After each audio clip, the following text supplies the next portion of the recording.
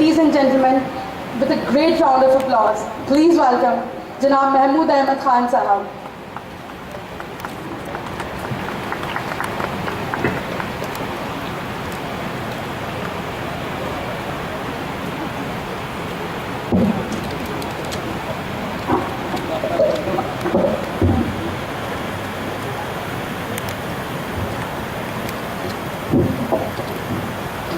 अस्सलामु अलैकुम।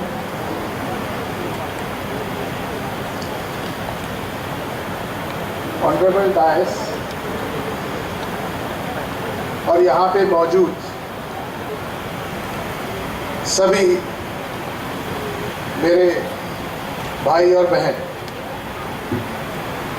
मुझसे पहले मौलाना साहब ने जो बातें कही उनमें से शायद ही कोई ऐसी बात होगी जिससे आप या हम इत्तेफाक ना रखते हों।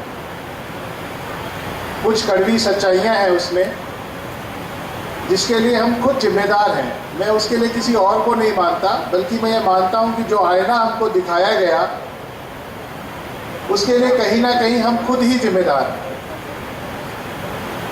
तो मैं अपनी बात शुरू करूँ उससे पहले एक बात कहना चाहूँगा, वो ये है कि आपके जीवन की जो खुशहाली है वो आपके सोचने और समझने का जो गुण है उसके ऊपर निर्भर करती है। मेरी सारी जो बात मैं अब आप लोगों के साथ में करूँगा वो इस लाइन के ऊपर ही चलेगी कि हम क्या सोचते हैं और किस तरीके से उस सोच को अमल में लाते हैं, उससे ही हमारे जीवन की खुशहाली तय होगी। ये एक पैरामीटर है, आप मान के चलिए। जिसको आप गलत मानते हैं उसको बिल्कुल मत कीजिए, जो आपको सही लगता है वो बिल्कुल करें। अगर आप इस नज़रिए से चलेंगे तो आप देखेंगे कि आपके जीवन में बहुत बदलाव आएगा। ऑर्गेनाइजर्स को मैं यहाँ बुलाने के लिए अपने तहे दिल से मैं उनको शुक्रिया अदा करता हूँ कि ये मेरा पसंदीदा विषय है कि मैं बच्चे और बच्चों के पेरेंट्स के साथ में कभी खुल के बात कर सकूं। तो ये मुझे मौका इन्होंने आज दिया है ताकि जो फील्ड में हमारे एक्सपीरियंस हैं उससे मैं आपको बता सकूं और आपका कोई ना कोई नज़रिया मेरे सामने आ सके। मैं शुरुआत करूं इससे पहले दो शब्द जो है वो आपके शुरू हुए थे, एक एजुकेशन और एक दूसरा था एम्पावरमेंट। इसी के साथ इन्होंने एक तीसरा शब्द यूज़ किया है, क्रीसेंट। यदि आप देखेंगे तो क्रीसेंट जो है वो एक तरीके से नया चांद, आप ये ध्यान रखिए, नया चांद है जो है। अगर उसका आप शेप देखेंगे, आकार देखेंगे, दोनों तरफ से किनारे हैं पतले, बीच से उभार है। अंग्रेजी में दो शब्द हैं, कॉन्वेक्स और कॉनकेव। जो ऊपर का उभार है ये कॉन्वेक्स है और ये कॉनकेव है। तो आप इसमें देखें कि एक तरफ आपको चढ़ने के लिए, यानी जीवन एक संघर्ष है, वो भी इसके अंदर दिखाई दे रहा है। और दूसरी चीज़ है जो कॉनकेव शेप है, वो ये है कि जीवन में फिसलन भी बहुत है। अब आपको ये तय करना है कि आपको करना क्या है। तो क्रीसेंट शब्द को आप इस मायने में भी अपने साथ लेके चलेंगे तो मैं उम्मीद करता हूँ कि आपको सफल होने से कोई भी नहीं रोक सकता। अगर आपके नज़रिए में कोई बदलाव आता है तो फिर क्रीसेंट का मतलब ही अपने आप में ग्रोइंग, इंक्रीजिंग और डेवलपिंग। ये एडजेक्टिव मैनर में अगर अपन जाते हैं तो तीन शब्द आप देखिए, ग्रोइंग, इंक्रीजिंग और डेवलपिंग।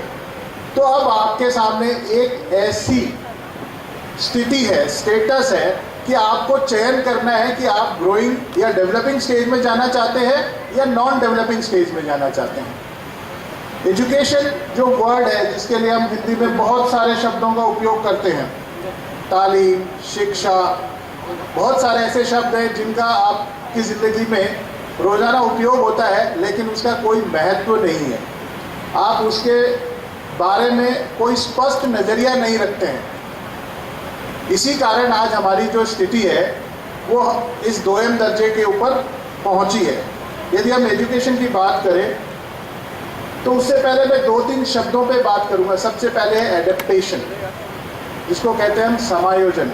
अभी मैं शुरुआत में मौलाना साहब का जब ये चल रहा था तो उसी में बात आई थी तो मेरे दिमाग में एक विचार तुरंत कौंधा कि दुनिया में शक्तिशाली से ज़्यादा शक्तिशाली कोई भी चीज़ हुई हो वो ख़त्म जरूर हुई है। आप डायनासोर जो है हम उसमें जाएं तो शायद उससे ताकतवर कोई नहीं रहा होगा, लेकिन नेचर के साथ उसका एडेप्टेशन ख़त्म हुआ, वो भी ख़त्म हो गया। तो डार्विन की जो एक थ्योरी है सर्वाइवल ऑफ द फिटेस्ट, यदि आप सक्षम हैं वातावरण के साथ समायोजन करेंगे तो ही आपका अस्तित्व बचेगा, अदरवाइज आप धीरे धीरे विलुप्त होती प्रजाति में शामिल हो जाएंगे और एक ऐसा समय आएगा कि आप ढूंढे से भी नहीं मिलेंगे। ये एक कड़वी सच्चाई है, इसको हमें मानना ही होगा। नहीं मानेंगे तो हम विलुप्त प्रणाली जो प्रजाति है उसमें शामिल हो जाएंगे। तो एडेप्टेशन हमें करना ही करना है वातावरण के साथ, वरना हमें डायनासोर वाली जो बात है वो याद रखनी ही होगी। अब बात आई है एम्पावरमेंट की। मैं मौलाना साहब के सारे शब्दों से हूबहू इत्तेफाक रखता हूँ। उसमें मैं एक चीज़ और जोड़ूंगा, वो है मॉडर्न इंसाइट। यदि आपके अंदर मॉडर्न इंसाइट नहीं है अपनी जड़ों के साथ, यानी आप ध्यान रखिए आपको अपनी जड़ें नहीं भूलनी है, लेकिन उसमें नया नज़रिया भी लाना है। और अगर आप उसमें नया नज़रिया नहीं लाएंगे तो आप फ़र्क देख लीजिए, एक पेड़ जो आपके सामने लगा हुआ और एक गमले में लगा हुआ पौधा। जो पेड़ है वो स्थायी है और सतत विकास है, लगातार ऊपर वो बढ़ता रहता है और लंबे समय तक उसका अस्तित्व रहता है और लोगों की मदद भी करता है। लेकिन गमले में लगा हुआ जो पौधा है वो कुछ समय के लिए खूबसूरत लगता है क्योंकि उसकी अपनी जड़ें जो हैं वो बहुत गहरी नहीं है और थोड़े समय बाद में उसको बदल दिया जाता है। तो आप देख लीजिए, दोनों में तुलना कीजिए, निर्णय आपको खुद को लेना है कि आपको पेड़ बनना है या गमले में लगे हुए पौधे की तरह बात करनी है। एजुकेशन के शब्द पे जाएंगे तो यह है इक्वी कल्टिवेटिंग, यानी पालन पोषण। मैं थोड़ा सा अलग हट के बात कर रहा हूँ सारी चीज़ों में। एजुकेशन है क्या चीज़? बेसिकली ये हमारी नर्चरिंग है, हमारा पालन पोषण है, हमारे सोचने के नज़रिए में डेवलपिंग थ्योरीज हैं ये सारी की सारी, जो शिक्षा हमें देती ही देती है।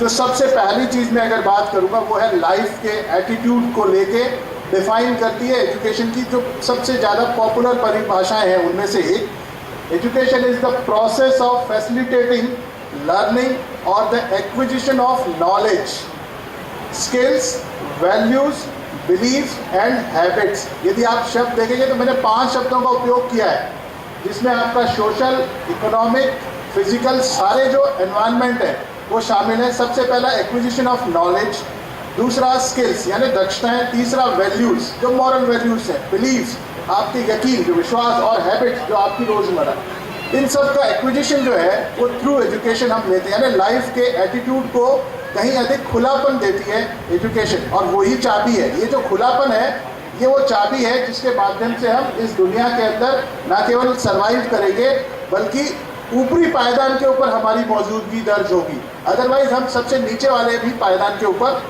रहेंगे। दूसरी चीज़ जो है वो एजुकेशन के साथ में ग्रेजुअल प्रोसेस है। एक दिन के अंदर आप, यदि आपके घर में 10 सीढ़ी हैं तो आप सीधे 10वीं सीढ़ी पे नहीं जा सकते। It's a gradual process. जो एजुकेशन है वो धीरे धीरे अगर आप सीखेंगे तो ही उसमें आगे बढ़ेंगे। तो gradual process of acquiring knowledge यानी ज्ञान ग्रहण करने की लगातार जारी रहने वाली जो प्रक्रिया है वो शिक्षा है, और इसी का जो परिणाम होता है वो the result of good upbringing, यानी आपको अच्छे माहौल में बढ़ा लेके आएगी, यानी specially knowledge of correct social behaviour. तो शिक्षा जो है वो हमारे को सोशल करेक्ट बिहेवियर के अंदर लेके जाएगी, आगे बढ़ाएगी। ये सारे का सारा लाइफ के एटीट्यूड को डिफाइन कर रही है। शुरुआत में मैंने आपसे कुछ बात की थी नेचर एज ए जोग्राफर। मैं जोग्राफी का स्टूडेंट हूँ तो मैं अपने एग्जाम्पल्स भी अपने चारों ओर से ढूंढता हूँ, उन्हीं से सीखने की कोशिश करता हूँ। इसमें से मैंने 4 जो वर्ड्स हैं उनको अपनी लाइफ में इम्प्लीमेंट करने की कोशिश की है, कहीं सफल कहीं असफल, दोनों बातें हैं। पहला है पेड़, दूसरा है जल, तीसरा है सूरज जिसको अपन आफताब कहते हैं, और चौथा है चांद जिसको अपन महताब कहते हैं। इन 4 जो शब्द है आपकी ज़िंदगी में चारों तरफ हैं। पानी के बिना ज़िंदगी नहीं है, पेड़ के बिना भी ज़िंदगी नहीं है, सूरज के बिना भी ज़िंदगी नहीं है, और चांद के बिना भी ज़िंदगी। यानी ऐसे जो पक्ष हैं जो आपकी रोज़मर्रा की ज़िंदगी में जुड़े हुए, इनमें है क्या? अगर आप देखेंगे इनके जो नाम हैं उनमें इतना गहरा अर्थ छिपा हुआ है। पेड़ उसके अंदर हमेशा देने का भाव है, गिविंग एटीट्यूड है। अगर आप देखेंगे पेड़ हमेशा देता है, आपसे कुछ नहीं मांगता है। मांगता भी कब है? जब वो बहुत छोटा सा है तब पानी और खाद मांग रहा है, और आप नहीं भी देंगे तो वो बड़ा हो जाता है। लेकिन उसके बावजूद आपने नहीं दिया फिर भी वो दे रहा है। तो हमारा एक एटीट्यूड होना चाहिए कि हमें कोई दे या नहीं दे, हमें ये कोशिश करनी है कि हम किसकी कितनी मदद कर सकते हैं। ये पहला एटीट्यूड होना चाहिए हमारी लाइफ में। दूसरा है पानी का, जल का। आप देखेंगे जल के लिए कितने भी रोक लगा दें हम, उसके बावजूद भी पानी अपना रास्ता बना ही लेता है। और जो उसके अंदर छोटे छोटे कण होते हैं उनका वो उपयोग करते हुए कहीं पे कटान करता है, कहीं पे कुछ और तरीका करते, कहीं ना कहीं वो अपना रास्ता बना लेता है। तो उसमें आप शामिल देखें पॉजिटिव एटीट्यूड, सकारात्मक भाव है कि मुझे तो आगे बढ़ना ही है और अपनी मंजिल पे पहुंचना है। उसकी मंजिल सागर है, तो वो पानी कहीं ना कहीं पहुंचने की उसमें कोशिश करता ही है। तो ये दूसरा एटीट्यूड हमें लाना है, पॉजिटिव एटीट्यूड, पानी की तरह, जल की तरह। तीसरा है सूरज, सूर्य, आफताब। अभी भी अपने पर काफ़ी मेहरबान है आफताब जो है, आप देखेंगे। लेकिन मैं इसमें सबसे अच्छी चीज़ मानता हूँ, खुद को जला के दुनिया को जो ऊर्जा दे रहा है, उस पक्ष को हम लें। तो सूरज में क्या है? सेल्फ डूइंग है, वो अपने आप कर रहा है, आप दूसरे लोगों के लिए लगातार सतत जो है वो ऊर्जा पैदा कर रहा है। तभी यहाँ पर जीवन है। यदि आज सूरज नहीं है या सूरज किन्हीं कारणों से कहीं चला जाए तो आप मान के चलिए कि इस धरती के ऊपर जिंदगी भी नहीं है। जितने भी पौधे हैं उनको भी सूरज की चाहिए, जो आदमी, तो हम भी एक तरीके से पौधे ही हैं जिनकी ऊर्जा के बिना हमारा भी विकास संभव नहीं है। चौथा है चांद, जिसको हम मेहताब कहते हैं। बहुत खूबसूरत है, इस पे बहुत शायरों ने कुछ लिखा है, लेकिन मेरा इसमें दूसरा नज़रिया है। आप देखिए चांद में घटना और बढ़ने वाला पक्ष शामिल है। 15 दिन जो है वो बढ़ता है, 15 दिन घटता है। तो जिंदगी के अंदर भी शाह पक्ष और खुशी के दोनों आएंगे। तो हमको चांद से ये चीज़ सीखनी है कि हमें घबराना नहीं है।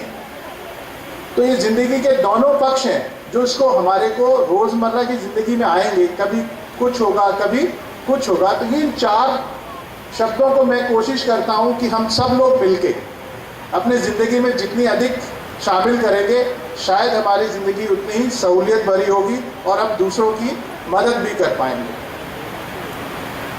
जो लोग अपने इतिहास से सीखते हैं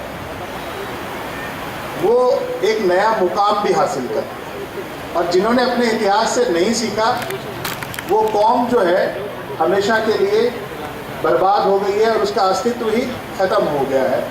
तो यदि आप देखें कि दुनिया के अंदर अनेक महापुरुष जो है वो बड़े लोग हुए हैं, जो कुरान से संबंधित बातें थी वो मौलाना साहब ने सारी आपके सामने रखी दुनिया के लिए। मैं एक दूसरे पक्ष की बात कर रहा हूँ। इसी में से हमारे जो राष्ट्रपिता है महात्मा गांधी, उनका एक नज़रिया बड़ा साफ, अगर आपने देखा होगा, live as if you were die tomorrow, learn as if you were to live forever. यानी अगर आप जियो ऐसे जैसे कल मौत का सामना करना ही करना है, लेकिन सीखो ऐसे जो आपके लिए हमेशा काम आएगा। तो ये वो जो नज़रिया है ये आपको अपनी ज़िंदगी में लाना ही है, तभी आप आगे बढ़ेंगे, अन्यथा आप आगे नहीं बढ़ेंगे। उसके बाद में देखिए एक हम्बलनेस, बहुत ज़्यादा हम हम्बलनेस रखें तो अरिस्टोटल की बात आती है दुनिया के अंदर। तो वो ये कहता है, educating the mind without educating the heart is no education at all. यानी यदि हमने केवल शिक्षा प्राप्त की है और उसमें मानवीय संवेदनशीलता गायब है तो हमारा शिक्षित होने का कोई भी फायदा नहीं है। और आज की जो शिक्षा है उसमें से मैं समझता हूँ कहीं ना कहीं मानवीय संवेदनशीलता में लगातार गिरावट आई है, उसमें हम उतने सफल नहीं हुए हैं।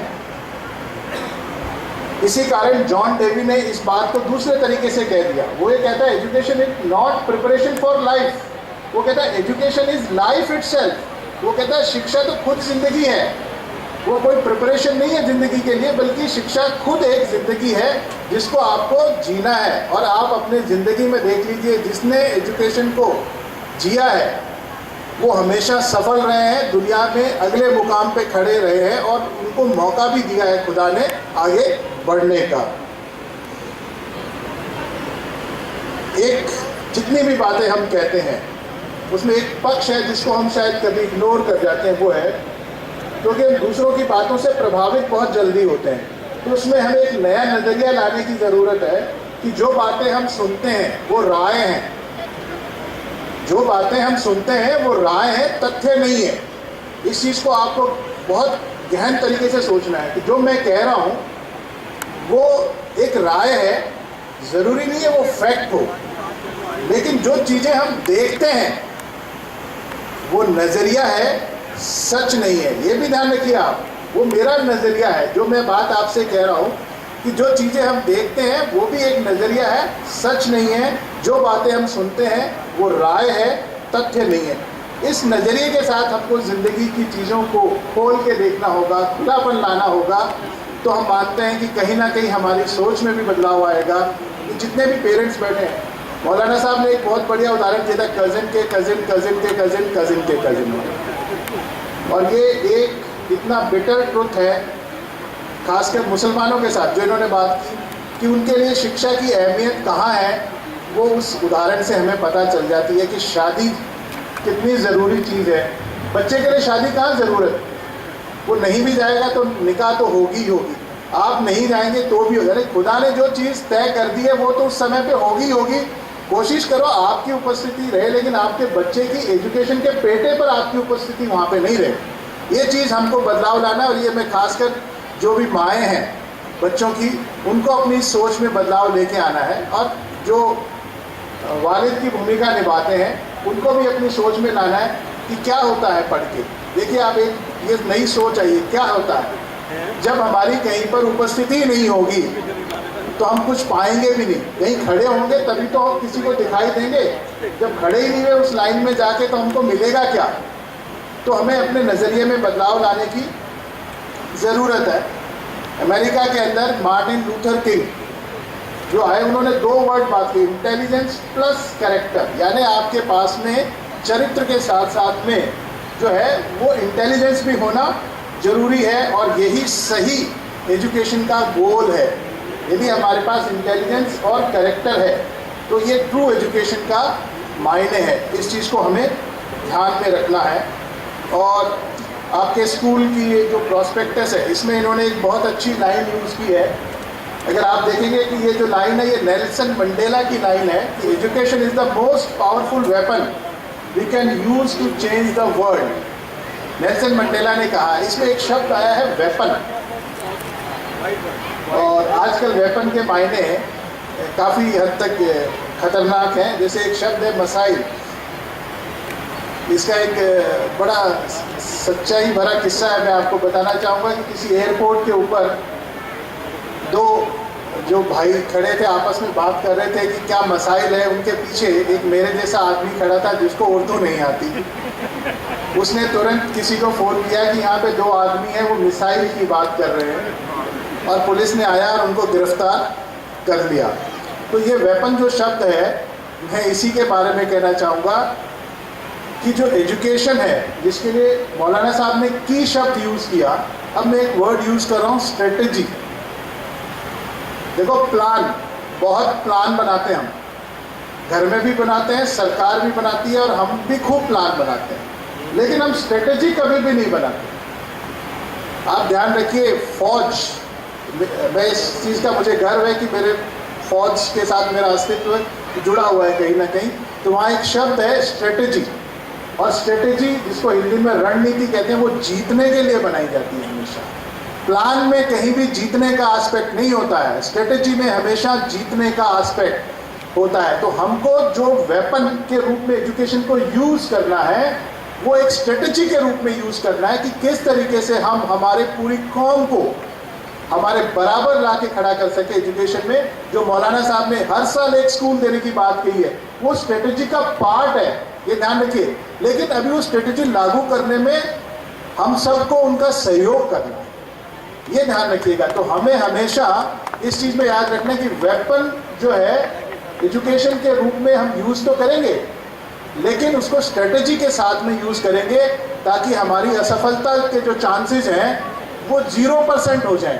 प्लान में क्या होता है कि 50-50 है, प्लान बनाया फिर लागू किया, ये एलोपैथी वाले डॉक्टर की बात है।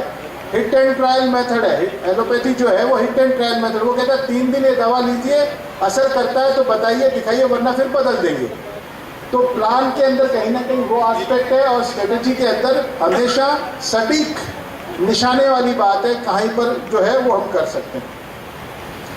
अब मैं अपनी बात को अंत में लाते हुए ये कहना चाहूँगा कि सिडनी हैरिस ने एक इंसाइट ऑफ लाइफ के लिए एक वाक्य यूज़ किया है एजुकेशन के लिए। बेसिकली कोट है ये, the whole purpose of education is to turn mirror into window.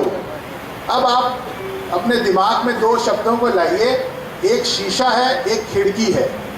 अब देखिए कि शीशा आपको क्या दिखाता है और खिड़की आपको क्या दिखाता है। तो आप हैरिस की इन बातों को देखिए कि खिड़की आपको किसी चीज़ में अंदर घुसने का और सहज रूप से उसको फील करने का, उसके साथ में इंटरेक्शन करने का मौका देती है।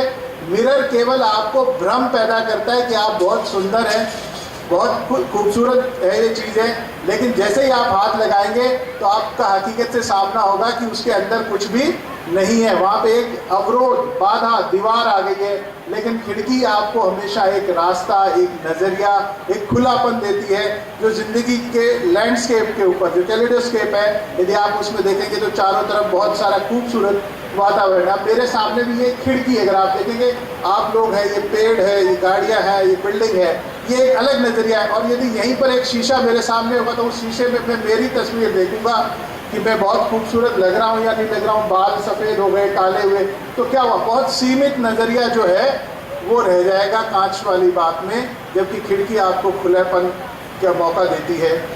तो आखिरी में मैं जब अपनी बात कहूँ कि जो आदमी खुद से तालमेल बना लेता है, खुद से तालमेल बना लेता है, उसमें वो खुश रहता है, आनंदित रहता है, तो आप याद रखिए वो ब्रह्मांड के साथ भी तालमेल बना लेता है और वो दुनिया के साथ भी तालमेल बना लेता है। तो ये ध्यान रखना है, हमको अपने से भी तालमेल बनाना है, उसमें खुश भी रहना है, तो हम हर चीज़ के साथ में अपना तालमेल बना लेंगे।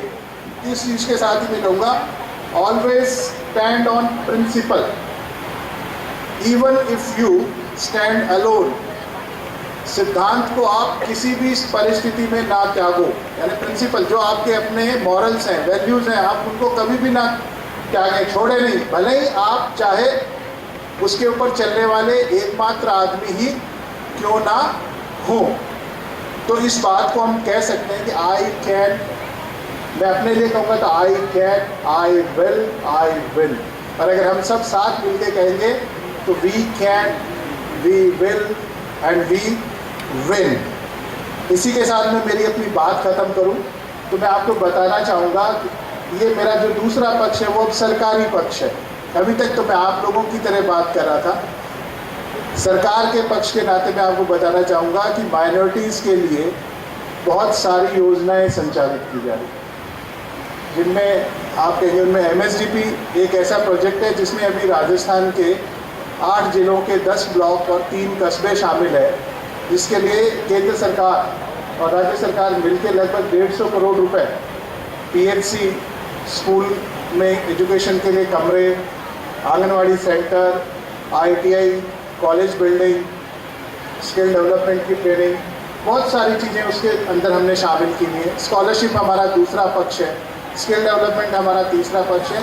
तो आप उस योजनाओं तक इंटरनेट के माध्यम से जाइए, ऑफिसेज हैं उनमें संपर्क करेंगे तो कहीं ना कहीं आपको फ़ायदा होगा और हम तक ये बात आएगी कि आपकी उसमें क्या ज़रूरतें हैं, क्या परिवर्तन उसमें और किया जा सकता है। यदि आप उसमें आएंगे ही नहीं तो जो भी योजनाएं बनाई जाएंगी वो एक प्रिजम्पशन के ऊपर बनाई जाती है, एक पहले से हम मान के चलते हैं कि ऐसा होगा, उस आधार पे बनाते हैं। तो आप आइए, हमसे संपर्क करिए, तो हम उसमें कुछ नया बदलाव ला सकेंगे। इसी के साथ में शुक्रिया। जय हिंद, जय भारत।